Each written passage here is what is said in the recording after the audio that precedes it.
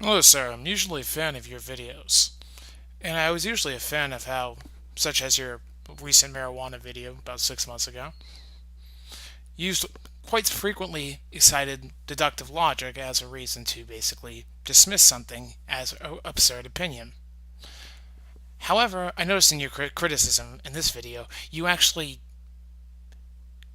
completely contradicted this theory, and you decided to rely on fallacies. I cite the three different fallacies used. A, you used ad populum fallacies. Well, if it sounds different, it therefore must be B. Or therefore, your next fallacies are also were what's called the ad populum fallacies or the ad ignorantum fallacies. Well, if it's not this, then he must be declaring that's this. That's terrible. And I would agree that is terrible if that's what he was talking about. But of course, he wasn't saying that, and I'll get to that in a second.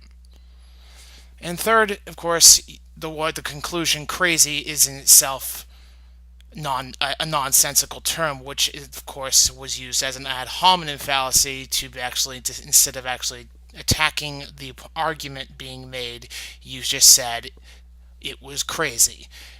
Okay, let's go over these one by one. Number one, your most valid point, but still logically flawed, was your point on abortion. First, yes, you have a valid criticism in his law that it would want to repeal Roe versus Wade. However, why? Why did he want to do that? Well, it's because he actually believes that there is a right to privacy. And the right to privacy is not the same thing as a right to services. But that's a completely separate issue. Let's just go back on to the point. You state, well, he wants to just as define conception as the beginning of life, and you say, quote unquote, that's the moment that the jizz hits the egg.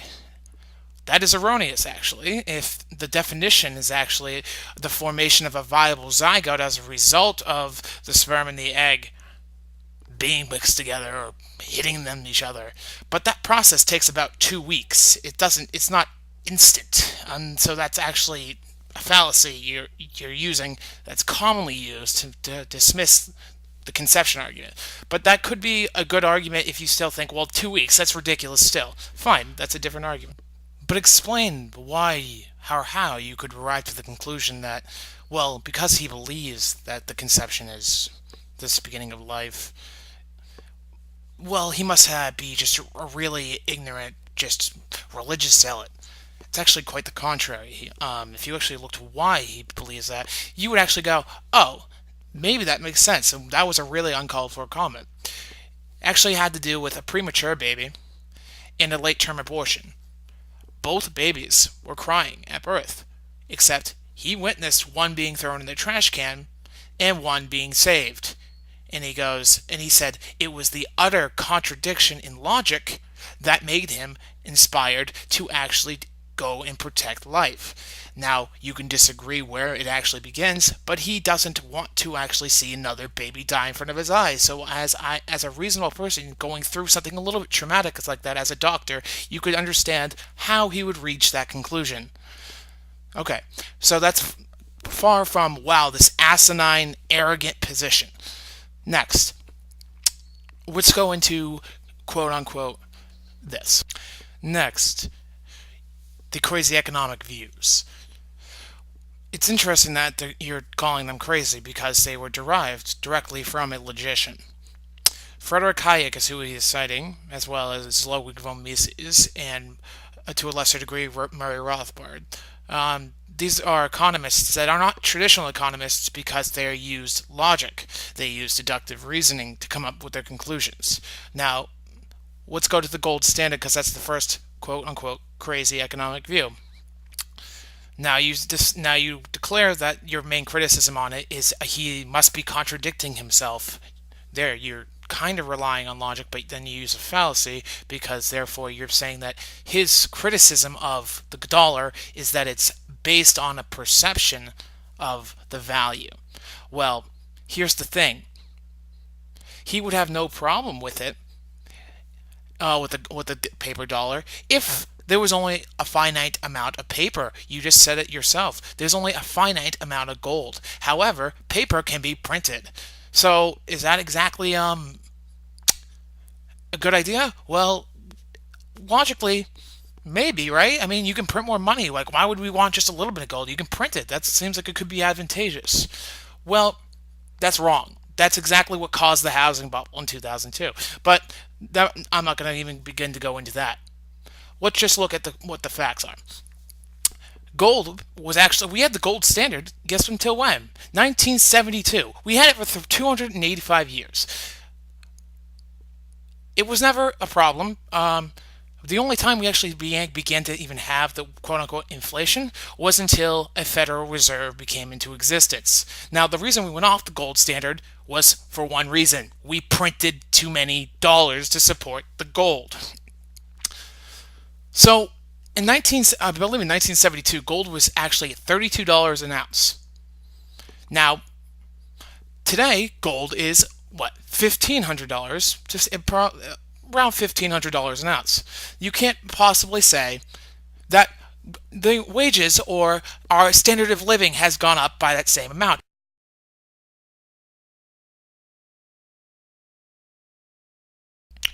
What's wrong with the zinc standard or the orange juice standard? Well, let's think. Perhaps because oranges could be grown and, created out of thin air. It might not be very valuable if everyone was able to grow it in their backyard. However, you can actually apply that yourself and understand that. With paper money, it's even worse because someone else has control over your money, and guess who it's going to? A bunch of fucking greedy bankers who work on Wall Street, who get to borrow their money, quote unquote, in $7.7 trillion secretively, thanks to the currency standard that we have. That is now just suddenly commonly accepted, despite the fact has never worked in history. Current fiat standard has never lasted ever in the entire history of the earth. It has never worked. Gold has never lost its value in the face of the earth. It's never been worthless, ever. To say then he's trying therefore to protect people's assets and savings. He doesn't want a financial collapse to actually occur and then hyperinflation to wipe out every single American savings, which is the result of all this corruption. But that's not truly your point. Your point was basically, well, he's just being nonsensical. No, he's being perfectly reasonable, and that is a completely valid point. But he doesn't even want to make paper money illegal. He doesn't want to just quote unquote find a bunch of gold and then force everyone to carry gold bars around. No, all he wants to do is issue the legalization to be able to allow people to use gold in an alternative to the dollar. When people are actually, it's illegal right now if you were to try to basically say, well, I'll give you a bar of gold for something in that store. The government would come in and say that you're defrauding the system. That's right, because this dollar probably won't work unless it's, enforced. So that's the problem. Enforcement is actually enforcing people to be robbed of their money while they could hold an alternative asset. That's the main issue. He's being logical. All right, let's see what you have here on Social Security and general welfare. The federal level. Two parts. A, he isn't advocating their elimination at all. He's actually advocating to save them.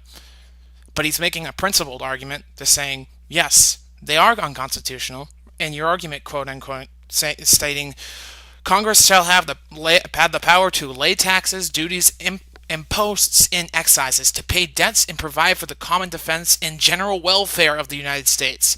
So, first of all, please read the entire thing. Well, it goes on to list a set of powers, such as it lists about, I can't remember offhand, but it looks about like 25 different powers. There are different categories of things that they can do, such as coin money, establish post offices, post roads, promote the progress in science and arts, constitute tribunals to define and punish piracies and felonies and committed on the high seas, etc. It's not the point. You make an argument that said it's ridiculous to claim that he could possibly be saying that it's unconstitutional. Well,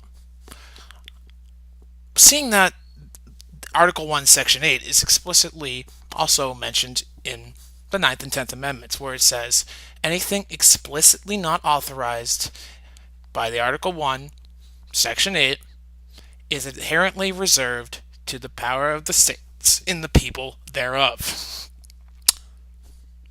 I'm just a little bit frustrated with that, like how you basically derived then that somehow this man, who basically represents what individualism is, basically he's being criticized by his opponents as being a radical individualist. Where people have too much power over themselves, they're going to make mistakes. It's crazy. No, he's actually a guy that's saying, hey, I knew that the Iraq War was actually not going to be, legitimate. He knew that. He knew that the housing bubble was coming in 2002 because he was logical. Vending programs, and you're concluding somehow that his entire philosophy is crazy when each point can be broken down. Now, the thing is, you're relying on that ad populum fallacy. Well, if it's not popular, I never heard of that. That must be crazy. That's ridiculous. How could he say that? That's a fallacy. That's human nature. People get confused when they first hear something that they're not familiar with, that this person seems to be going on and on about, and he has very strong positions. He seems like he's just a nut, right? No, it's just he's actually just a contrarian towards the traditional fallacy. Kind of like how Ben Franklin was ignored when he tried to basically say, hey, I'm going to start an anti-slavery movement, and they're like, whatever, Ben Franklin, you're a nutbag. Like, go screw some more women, right? No, he was like, I'm not fucking nuts. You guys are nuts, and I'm not going to be a hypocrite and say I'm just going to hold my slaves for the rest of my life because they probably wouldn't be better off anyway, right? Because that's what everyone else says. That's bullshit. It's just do not cite the ad populum fallacies. The other one is the ad ignoratum, which is obviously saying, oh, I don't really understand exactly what his position is, so I'm going to assume it's this and say that's completely ridiculous. So such as what you did with the gold standard. Then, so you want someone, therefore, that you don't have to choose. You don't want to choose between a nut and an evil bastard, which I agree with you completely. He's a fucking piece of shit. That I actually said in 2007 to all the Obama supporters, hey, notice how vague he's being? Probably because he doesn't want to tell you something. It's like, do you notice how hope and change doesn't really get followed up with any substance? Well, that's right, because he didn't want to tell you his substance. Ron Paul tells you his substance. He always has, and he has 30 years of a record to show that. It's funny. His opponents criticize him. Rick Santorum, obviously. Frothy said that, he's never heard of such an ideological, radically individualist society as Ron Paul wants. Do you really? Obviously, I'm not going to even give credit to that, but let's just say if Rick Santorum's afraid of it, it's probably the right idea. In fact, he's the defined individualist. So if you're looking for somebody that's like, hey, he just uses logic. He doesn't even impose his values on other people.